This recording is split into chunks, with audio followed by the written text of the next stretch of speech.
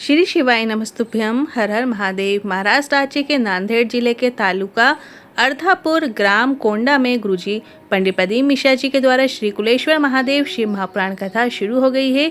ये 7 दिवसीय शिव महापुराण कथा है जो कि 23 अगस्त से 29 अगस्त आस्था चैनल और यूट्यूब के माध्यम से दोपहर में 1 बजे से 4 बजे तक मोबाइल और टीवी के माध्यम से लाइव देखी जा सकती है। आज पहले दिन की कथा में गुरुजी ने बहुत सारी उपयोगी जानकारी, उपाय, पत्र पढ़े हैं। साथ ही आज गुरुजी ने तुंबकेश्वर महादेव वाला बिल्कुल नया उपाय बताया है। किसे करना है, कैसे करना है और कब करना है, सभी की जानकारी आपको इसी वीडियो के अंत में प्राप्त होने वाली है। और आज 23 अगस्त पहले दिन की कुलेश्वर शिव महापुराण कथा में गुरुजी ने कुल 14 उपाय, पत्र, उपयोगी जानकारियाँ दी है। सभी की जानकारी आपको इसी वीडियो के माध्यम से प्राप्त होने वाली है।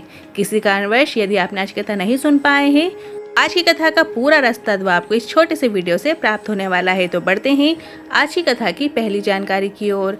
अब ये महाराष्ट्र सावन का महीना चल रहा है और जिसमें गोदावरी के तट में हम शिव महापुराण कथा का श्रवण कर रहे हैं। बढ़ते हैं आज की कथा की दूसरी जानकारी की ओर। गुरुजी ने कहा 3 घंटे में हम 2.5 घंटे की कथा वाचते हैं, पर उसमें से अगर आपने 2.5 मिनट की कथा को अपने अंदर धारण कर लिया है तो आपका जीवन सार्थक हो जाता है। 1 मिनट भी अगर परमात्मा को हम दे रहे हैं तो हमारा जीवन सार्थक हो जाता है। बढ़ते हैं आज की कथा की तीसरी जानकारी की ओर। गुरुजी ने बताया कि भगवान शिव का जो नंदी का नाम है उसी से नांदेड़ नाम पड़ा है। ये ऐसा कोई स्थान नहीं जहाँ शिव नहीं, जहाँ शंकर का स्थान नहीं। आपको यहाँ बहुत सारे शंकर के शिवालय देखने को मिलेंगे। बढ़ते हैं आज की कथा की चौथी जानकारी की ओर। जया जी नांदेड़ से पत्र लेकर आई। यजमान परिवार को धन्यवाद देना चाहूँगी। कभी सोचा नहीं था सावन के महीने में कथा होगी, पर यजमान परिवार का पुण्य प्रताप है जो कथा मिल गई। बताना चाहूँगी संतान सुख नहीं था। आपके कहने पर मंदिर में साफ सफाई करना शुरू किया और जल चढ़ाना शुरू किया। सफ़ेद आकड़े की जड़ का प्रयोग किया और बाबा की कृपा से 3 महीने का गर्भ है, उसी का आभार व्यक्त करने कथा पंडाल में आई हूँ। बढ़ते हैं आज की कथा की 5वीं जानकारी की ओर। जजमान की जो माता जी हैं, गुरुजी ने बताया उन्होंने 70 बार शिव महापुराण कथा का पाठन किया है और रोज पुराणों का पाठन करती हैं। आपको भी पुराणों को घर में लाल कपड़े में लपेट के रखने के लिए नहीं लाना है, बल्कि आपको उनका पाठन भी करना चाहिए, रोज पढ़ना चाहिए। बढ़ते हैं आज की कथा की 6वीं जानकारी की ओर। पहले भी कहा है, गुरुजी ने कहा आज फिर कहना चाहेंगे, ढोंग की जिंदगी जीने से अच्छा है ढंग की जिंदगी जियो। ढंग की जिंदगी जियोगे तो एक दिन खड्डे में जाकर गिर जाओगे, इसलिए ढंग की जिंदगी जियो। बढ़ते हैं आज की कथा की 7वीं जानकारी की ओर। गुरुजी ने कहा कथा के बीच में जन्माष्टमी भी पड़ेगी। आप और हम सभी कृष्ण भगवान का जन्मोत्सव मनाएंगे। तो क्या कृष्ण का जन्मदिन सिर्फ एक दिन मनाना चाहिए? ऐसा नहीं, आपको रोज कृष्ण के जन्म की खुशियाँ मनाना चाहिए। बढ़ते हैं आज की कथा की 8वीं जानकारी की ओर। सपना जी पत्र लेकर आई। समस्त नांदेड़ वालों की ओर से आपको राखी भेज रही हूँ। कभी सोचा नहीं था नांदेड़ में कथा होगी, पर शिव की कृपा हो गई। बढ़ते हैं आज की कथा की 9वीं जानकारी की ओर। जी पत्र लेकर आई। परभणी की कथा थी, तब से कथा सुनना शुरू किया। मेरी सासू माँ मुझसे रोज शिवलिंग पर जल चढ़वाती। मैंने पशुपतिनाथ व्रत भी किया और बाबा की कृपा से वर्षों के बाद गर्भ ठहर गया है, पर तीसरे महीने की रिपोर्ट में आया कि बच्चा ठीक नहीं है। एक की नाक की हड्डी नहीं, एक की रीढ़ की हड्डी नहीं, मतलब 2 बच्चे गर्भ में थे। हमने सोचा जब शिव ने दिया है तो शिव ही संभालेंगे।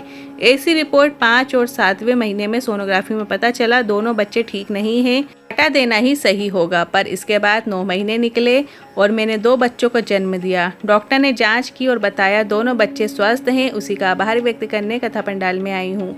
बढ़ते हैं आज की कथा की 10वीं जानकारी की ओर। संगीता जी पत्र लेकर आई। मैं 2022 से आस्था चैनल पे कथा सुन रही हूँ।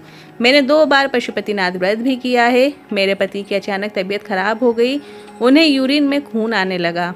डॉक्टर को दिखाया तो पता चला उनके पेट में जहाँ यूरिन निकलता है उस स्थान पर गठान हो गई है और उन्हें कैंसर हो गया है। मेरी पड़ोसन ने सीहोर का रुद्राक्ष दिया और रुद्राक्ष का जल शिवलिंग पर चढ़ाकर नंदी के पास बैठकर आचमन कर लें, ऐसा बताया। मेरे पति को रोज मंदिर में जाने को कहा, चढ़ी हुई बेलपत्र खाने को कहा। ऐसे करते कुछ ही दिन हुए थे कि थोड़ा आराम लगना शुरू हुआ और 15 दिन बाद डॉक्टर ने फिर से सोनोग्राफी और जांच की तो पता चला कैंसर की गांठ गल चुकी थी और शरीर में कैंसर समाप्त हो गया था। उसी का आभार व्यक्त करने आई हूँ। बढ़ते हैं आज की कथा की 11वीं जानकारी की ओर। शर्मिला जी पत्र लेकर आई। मेरा बेटा एग्जाम देता था पर नौकरी नहीं लगती थी और बेटे ने कह दिया था कि अब कोई एग्जाम नहीं दूंगा। मैंने बेटे को आसन लगाकर कथा सुनने को कहा और मंदिर में जाने को कहा। बेटे ने कहा आखिरी बार कथा सुन रहा हूँ और आखिरी बार मंदिर जा रहा हूँ। मेरे बेटे ने पशुपतिनाथ व्रत किया और आज मेरा बेटा सरकारी हॉस्पिटल में प्रयोगशाला वैज्ञानिक बन गया है। उसी का आभार व्यक्त करने आई हूँ। बढ़ते हैं आज की कथा की 12वीं जानकारी की ओर। गुरुजी ने बताया पर नारी और धन इंसान को कभी सुखी नहीं बना सकता और कोलकाता में भी जिसने डॉक्टर बच्ची को स्पर्श किया है उसकी लंका भी जलकर ही रहेगी।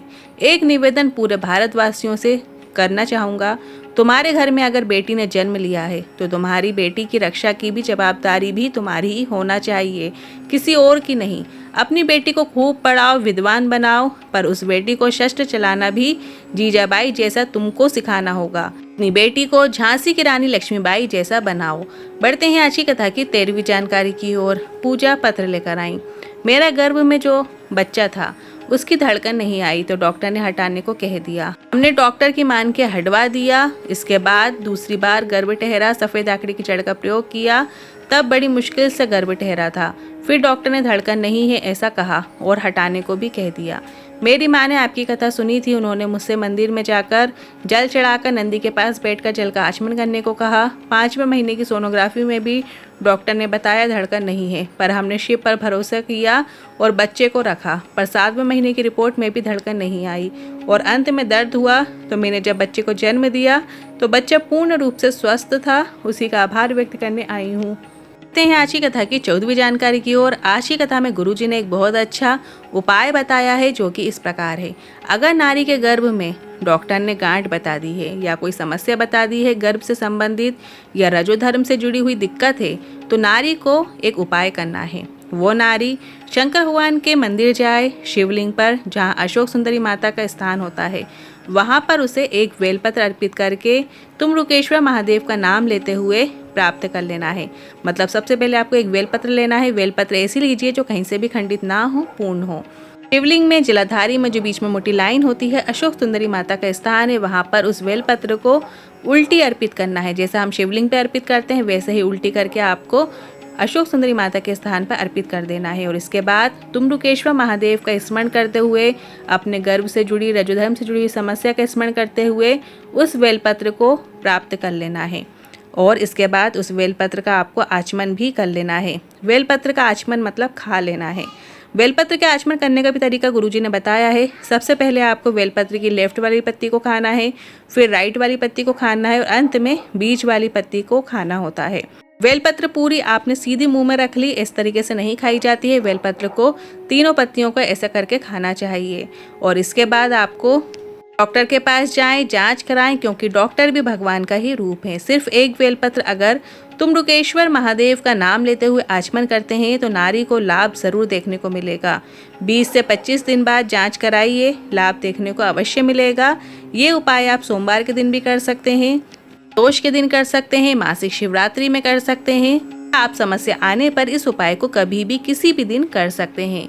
आज के उपाय से जुड़े मन में कोई सवाल है, क्वेश्चन है तो कमेंट के जरिए पूछ सकते हैं। वीडियो थोड़ा भी उपयोगी लगा हो तो वीडियो को लाइक करके कमेंट बॉक्स में हर हर महादेव जरूर टाइप कीजिएगा। साथ ही हमने एक व्हाट्सएप चैनल बनाया है जिसमें हम रोजाना की विशेष तिथियों की जानकारी देते हैं। इसकी लिंक हमने कमेंट बॉक्स में पिन कर दी है। आप वहां से जाकर हमारे व्हाट्सएप चैनल को ज्वाइन कर सकते हैं।